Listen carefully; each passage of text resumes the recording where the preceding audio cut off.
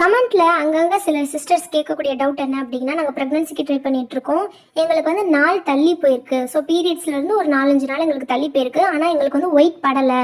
அப்போ ப்ரெக்னென்ட் இல்லையா? ஒயிட் பட்டாதான் கம்பல்சரி ப்ரெக்னென்ட்டா? அப்படின்ற மாதிரி நிறைய கமெண்ட் பார்க்க முடியுது. அதை பற்றி தான் இந்த வீடியோவில் நம்ம பார்க்க போகிறோம். ஸோ இந்த ஒயிட் டிஸ்சார்ஜ் அப்படின்றது பார்த்தீங்கன்னா மோஸ்ட்லி ப்ரெக்னெண்ட்டாக இருந்தால், பீரியட்ஸ்க்கு முன்னாடி, பீரியட்ஸ் முடிஞ்சதுக்கு அப்புறமா, ஓவலேஷன் அப்போ இந்த மாதிரி நாட்கள்லாம் அதிகமாக வந்து இருக்கும். சில பெண்களுக்கு பார்த்தீங்கன்னா ட்ரையாக இருக்கும். ப்ரெக்னென்சி அப்போ மோஸ்ட்லி பார்த்தீங்கன்னா ஒயிட் டிஸ்சார்ஜ் வந்து கண்டிப்பாக இருக்கும். 80% 90% அந்த ஒயிட் டிஸ்சார்ஜ் வந்து இருக்கும்.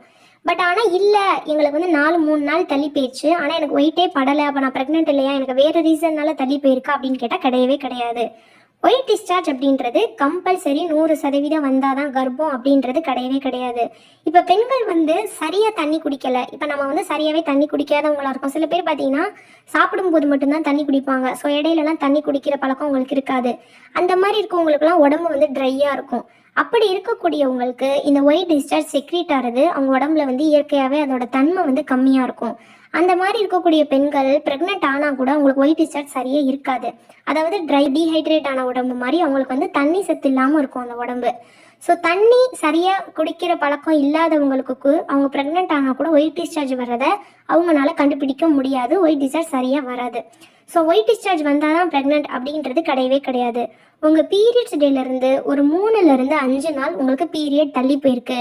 நான் ரெகுலராக எனக்கு 30 நாளில் நான் பீரியட் ஆயிடுவேன், இப்போ 35 நாளில் பீரியட் ஆயிருக்கேன், ஆனால் எனக்கு ஒயிட் வரல அப்படின்னா பரவாயில்ல, ப்ரெக்னென்சி டெஸ்ட் பண்ணி பார்க்கலாம். 5 நாள் தள்ளி போகுது அப்படின்னா தாராளமாக ரெகுலர் பீரியட்னா பண்ணி பார்க்கலாம். இரெகுலர் பீரியட் இருக்கவங்க 40லேருந்து 45 நாள் ஆவரேஜாக அந்த நாளில் நீங்கள் செக் பண்ணீங்க அப்படின்னா உங்களுக்கு தெரிஞ்சிடும். ஸோ ஒயிட் டிஸ்சார்ஜ் வந்து கம்பல்சரி கிடையாது. அது வந்தால் தான் ப்ரெக்னென்ட் அப்படின்றதுலாம் கிடையவே கிடையாது. தாராளமாக நாள் தள்ளி போகுது அப்படின்னா ப்ரெக்னன்சி டெஸ்ட் வந்து நீங்கள் பண்ணி பார்க்கலாம். 5 நாள் தள்ளி போயிருக்கு, ஆனால் எனக்கு பாசிட்டிவ் வரல சிஸ்டர் அப்படின்லாம் கேட்காதீங்க. கொஞ்சம் வெயிட் பண்ணி யூரின் டெஸ்ட் எடுங்க, இல்லைனா ஹாஸ்பிட்டல் போய் ஹெச்சி டெஸ்ட் எடுத்து பாருங்கள். கண்டிப்பாக உங்களுக்கு பாசிட்டிவ் வரும். நான் காடை ப்ரே பண்ணிக்கிறேன். இப்போ தான் மை சேனலில் விசிட் பண்ணுறீங்கன்னா சப்ஸ்கிரைப் பண்ணுங்கள், எல்லாருக்கும் ஷேர் பண்ணுங்கள்.